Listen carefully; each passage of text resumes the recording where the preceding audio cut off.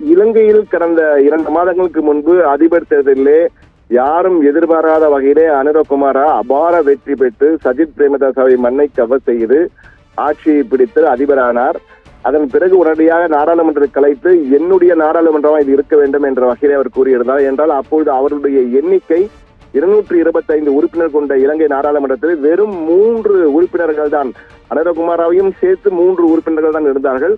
ஆனால் தற்போது அவருடைய எண்ணிக்கையை பார்க்கும்போது நிச்சயமாக பெரும்பான்மைக்கு தேவையான 113 இடங்களை எளிதாக கடந்து விடுவார் என்ற வகையில் தான் இருக்கிறது. தற்போதைய நிலையை 88 இடங்களை பெற்றிருக்கிறார். 82 இடங்களை பெற்று தற்போது முன்னிலை இருக்கிறார். அதற்கு அடுத்தபடியாக சஜித் பிரேமதாசவின் சமாய் ஜன பலவேகையா கட்சி 24 இடங்களை பெற்றிருக்கிறது. எனவே மிகப்பெரிய வித்தியாசம். விரைவில் அவர் எடுத்துடுவார். இதில் மிக முக்கியமாக பார்க்க வேண்டியது, கடந்த 40-50 ஆண்டுகளாக இலங்கையிலே ராஜபக்ச, ரணில் விக்ரமசிங்க என்ற பெயர்களை மட்டுமே கேட்டு வந்த உலக மக்கள், தமிழ் மக்கள் இனி அனுரகுமார திசநாயக்க என்ற பெயரையும் அடிக்கடி கேள்விப்படுவார்கள். என்றால் அனுரகுமார திசநாயகன் ஆட்டம் தற்பொழுது ஆரம்பமாகியிருக்கிறது. என்றால் அதிபராக இருக்கிறார். அதிபராக இருந்து நாடாளுமன்றத்தின் முழு கட்டுப்பாடும் அவர் கட்டுப்பாட்டில் வர இருக்கிறது, பெரும்பான்மை பெற இருக்கிறார். எனவே அவர் நினைத்த சட்டமெல்லாம், அவர் நினைத்த எண்ணமெல்லாம் சட்டமாக மாறுவதற்கான வாய்ப்பு இருக்கிறது. அதற்கேற்ற பெரும்பான்மை அவர் பெறுவார் என்று எதிர்பார்க்கப்படுகிறது. எனவே தற்போது அதற்காக தான் இலங்கையிலே புதிய அத்தியாயம் தொடங்கி இருக்கிறது. இதற்கு முன்னால் ராஜபக்சவின் குடும்ப ஆட்சி, ரணில் விக்ரமசிங்க, சந்திரிகா குமாரதுங்க, பண்டாரநாயக்க என்ற வகையிலே பார்த்து வந்தோம்.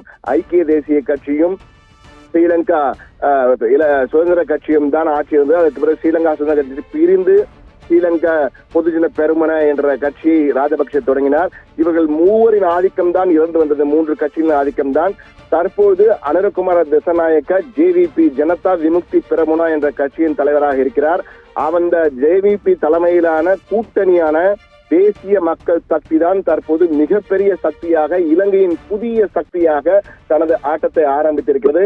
எனவே மஹிந்த ராஜபக்சவின் ஸ்ரீலங்கா பொதுஜன பெரமுன கட்சி படு தோல்வியை நோக்கி சென்று கொண்டிருக்கிறது. இதுவரை 2 இடங்களை தான் பெற்றிருக்கிறார்கள். அதே போன்று சஜித் பிரேமதாசவும் எதிர்கட்சி தலைவராக இருக்கலாம், ஆனால் மிகப்பெரிய செல்வாக்கு எதுவும் இல்லாத சூழல் தான் காணப்படுகிறது. அதைவிட மிக முக்கியமானது ஜேவிபி, அதாவது அனுரகுமார திசநாயக்கின் தேசிய மக்கள் சக்தியானது, அந்த கூட்டணியானது தமிழர் பகுதியிலே மிகப்பெரிய செல்வாக்கை பெற ஆரம்பித்திருக்கு என்பதுதான். பருத்தித்துறை, வவுனியா, வன்னி ஆகட்டும், அதே போன்று மட்டக்களப்பு, யாழ்ப்பாணம், அதே போன்று கிழக்கு மாகாணங்கள், திருகோணமலை போன்ற இடங்களில் எல்லாம் அவர்கள் தங்கள் செல்வாக்கை நிரூபித்துக் கொண்டிருக்கிறார்கள்.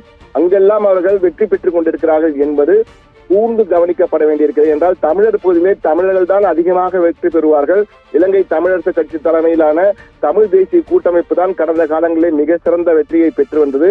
ஆனால் தற்பொழுது தமிழ் தேசிய கூட்டமைப்பு சிதைந்து தனித்தனியாக பல கட்சிகள், பல கூட்டணிகளாக நிற்பதால் வாக்குகள் பிரிந்து தற்போது அங்கும் திசநாயக்காவின் ஆட்டம் ஆரம்பமாயிருக்கிறது.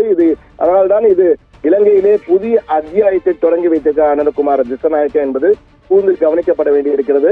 அவருடைய ஆட்டம் எப்படி இருக்க போகிறது என்றால், நாடாளுமன்றமும் அவருடைய கட்சியின் பெரும்பான்மையுடன் அவர் கட்சி கையில் இருக்க போகிறது, அதிபராகவும் இருக்க போகிறார்.